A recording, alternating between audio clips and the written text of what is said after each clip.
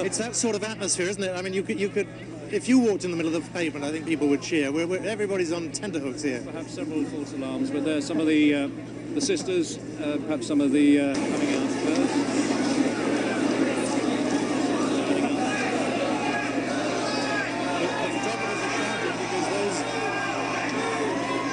We welcome viewers on BBC One to this BBC News special as we await the departure of the Duke and Duchess of Cambridge and their new baby prince.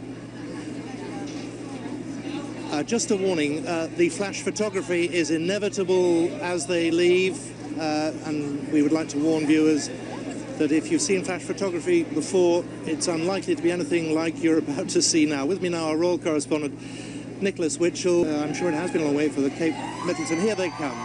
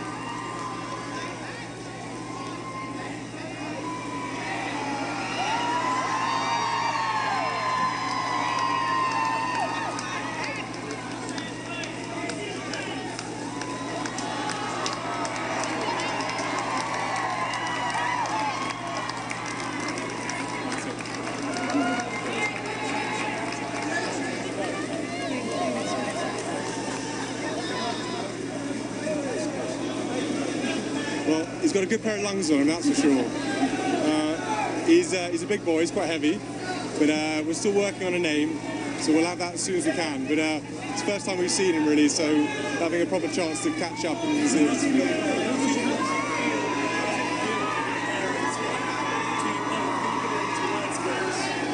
Very emotional. Yeah, it's very emotional. It's such a special time. I think any parent, I think, will probably sort of know what this feeling feels like. So It's very special.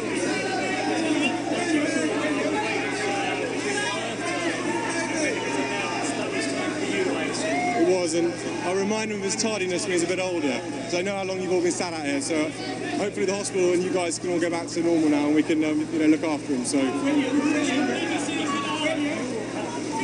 he's got her looks, thankfully. no. I'm not sure about that.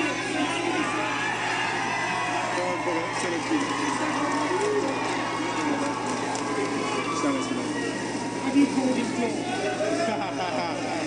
Wait and see, Peter, wait and see. Oh, we've done that already. Yes, he's done the first avenue already. It's good. Yeah, it's very, very good. He's got way more than me, thank God.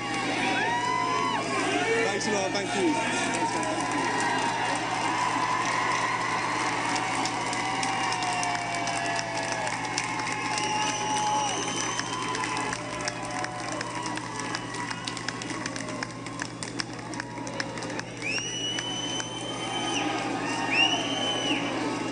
Well, a remarkable atmosphere here outside St Mary's Hospital, and what is happening now is they're going to put the baby into a car seat, aren't they, Nick? And we'll see them again in a moment and they will drive off. The royal vehicles have, oh dear, we're getting up off our knees. There we are, suddenly appearing.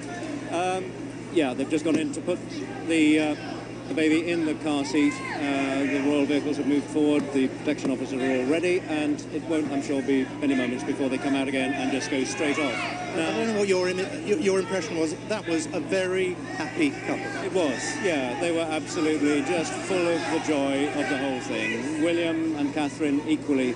Now, people listening at home will have heard infinitely more of what they had to say than we did, kneeling on the pavement some distance away from where they are.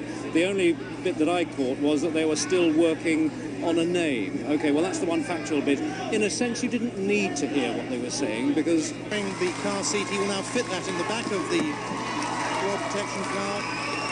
His wife, the Duchess, sitting in the rear left seat. And William now making sure the seat is properly adjusted.